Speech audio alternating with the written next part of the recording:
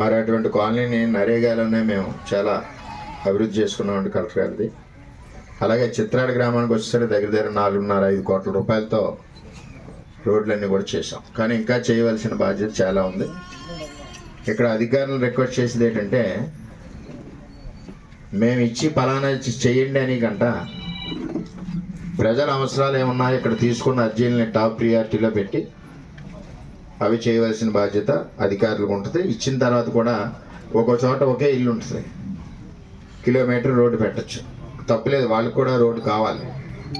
కానీ అక్కడ వచ్చినప్పుడు దానికంట డెన్సిటీ ఎక్కువగా ఉండి అవసరమైనది ఏది ఉందో దాన్ని మనం ముందుగా పెట్టుకుంటూ ఫీల్డ్ ఇన్స్పెక్షన్ చేసుకుని వెళ్తే అది మెజారిటీ ఆఫ్ పీపుల్స్కి, ప్రజలకి సాటిస్ఫాక్షన్ ఉంటుంది ఈ కార్యక్రమం. దీనికి అదృష్టం కూడా మరి కూటమి ప్రభుత్వంలో ముఖ్యమంత్రి గారి ఆలోచన ఆల్రెడీ అలాగ ఉంది.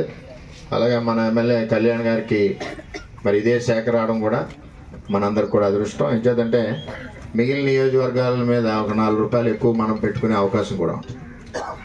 దీంతో పాటుగా చాలా చోట్ల 5 సంవత్సరాలు కూడా మేము కంప్లైంట్లు ఇస్తూనే ఉన్నాం. 100 రోజుల పని దినాలన్నది ఎక్కడా జరగలేదు. ముఖ్యంగా ఎస్సీపేటలో అయితే పనులు లేక చాలా ఇబ్బందికర పరిస్థితులు పెడుతున్నారు. దీనికి కలెక్టర్ గారిని రిక్వెస్ట్ చేసేది ఏంటంటే, ఎక్కడైతే 100 డేస్ టార్గెట్ అవ్వదో ఆ కనెక్టెడ్ ఆఫీసర్స్కి మీరు రిక్వెస్ట్గా చెప్పాలి. మీరు ఎలా చెప్తారో తెలియదు, కానీ వాళ్ళే బాధ్యులుగా మీరు తీసుకోవాలి. మేము ఎప్పుడు కూడా ఒక మండలానికి 15,000 నుంచి 18,000 కూలీలు దినాలు అయ్యేలాగా మేము మానిటర్ చేసుకునే వాళ్ళం ఇదివరకు. ఈ 5 సంవత్సరాలు దురదృష్టవశాత్తు పేదవాళ్ళందరూ కూడా ఆకలితోటే ఉన్నారు. ఇప్పుడు ప్రభుత్వం వచ్చింది కాబట్టి అందరికీ పనులు కల్పించాలి. అదేవిధంగా వ్యవసాయానికి కొంత భాగం అనుసంధానం అవుతూ ఉంది, ముందు నుంచి ఉంది కాబట్టి